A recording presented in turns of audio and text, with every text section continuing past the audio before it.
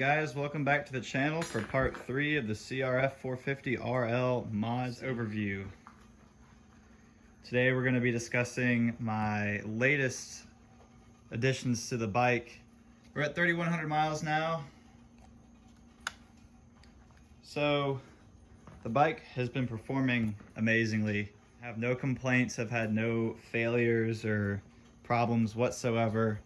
I've been keeping up with the routine maintenance as per the manual, no problems. I have replaced a few things maintenance wise that are routine, like the chain, both rear and front sprockets. Even though I did not need to replace both sprockets, I still did, just because I wanted to have the new chain wear evenly with a new front and new rear sprocket. So I went with the 49 tooth Super Sprox rear sprocket. Love those products, definitely recommend. Can't go wrong with that. It's a hybrid sprocket, so it's alloy here, so it's lightweight, but then it's also a strong material here. I'm not really sure what it is, some carbon steel or some lightweight strong metal, and compared together you have a durable sprocket that will last a long time and have the benefits of a lightweight sprocket in one. And I still went with the original 13 tooth OEM front sprocket. So with that gearing, I have a little more top end. I had them on the dirt wheels for a little while, and as you can see, they're over there. I'll talk about that in a minute. I have Supermoto wheels now, if it's not obvious. Just picked those up recently. They're Warp 9 Elites. They're pretty basic, nothing really too fancy about them other than the colors. The black hoops. They are red spokes, they're not spoke wrapped. Powder coated. Very nice wheels. I love them so far. I haven't really rode with them much since I put them on due to the rain. We've been having some shitty weather lately. But yeah, these wheels, direct bolt on. The only hard part was getting this oversized front rotor to work on the front wheel.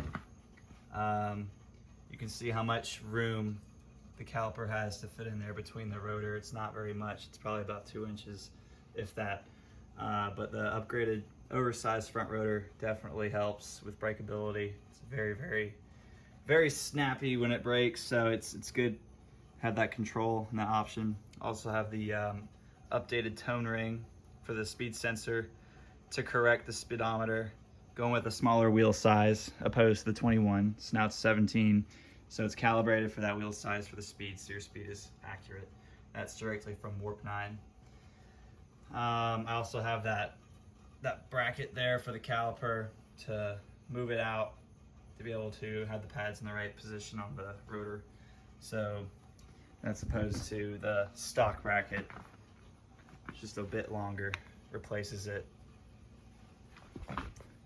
I also had to route my speedometer and brake line on the outside of the fork so it didn't rub on the tire there, because as you can see, I also had to trim some of the fork guard away so my tire doesn't rub on my forks. Didn't rub on this side though, still have clearance, just a little bit. But that side needed to be trimmed, not a biggie. Sorry if I didn't say this before, that's the DID EVRT gold chain. Got it for about $100 off Rocky Mountain. It's a 520 chain. Forget how many links it is, I just trimmed master link style clip. Not a big deal. The rear, stock size rear rotor, nothing fancy there. It is 5 inches wide. It's a wee bit wider than I would have gone with if I had built the wheels, but I got them used locally to me, so I'm not complaining. Was a little bit of a hassle trying to get that to fit in there, but it clears. As you can see, the chain has plenty of room clearing the tire, so it's not eating up the tire. Everything mounted up just fine. Plenty of clearance in the swing arm, and I'm sitting it about halfway back. So I did have to remove the chain guard here just to get the wheel in. I didn't put it back on because I think it looks better without. But yeah, so far I like the gearing. It's still really snappy. I still have that good power throughout all the gears. 6 gears, definitely just the cruising gear, but 1st through 5th gear is amazing. Power wheelies in 3rd and 4th, no problem. Kind of have to yank the handlebars in 4th to get it up, but once you're up there, it's easy.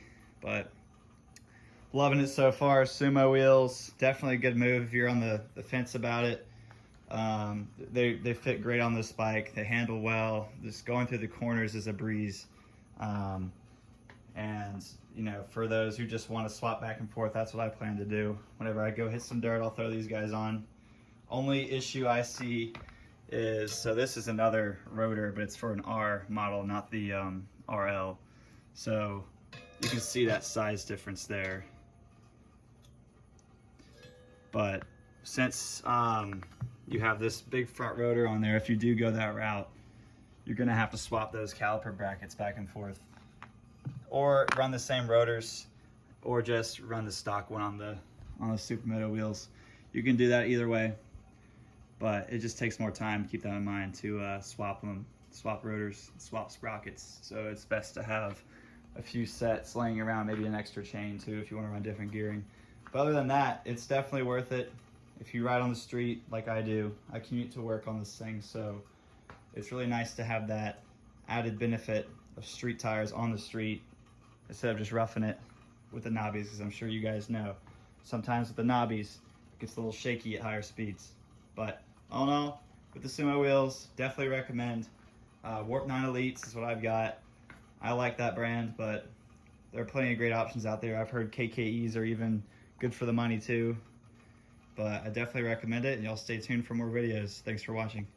Both wheel specs are as follows. The front is a Continental Conti Motion. That's the model on the tire. It is a 120/70 rim 17, and it's 3.5 inches wide. The rear is also a Continental Conti Motion, and the size is 150/60 rim 17 with a 5.5 inch wide wheel, and they fit just fine, no problems.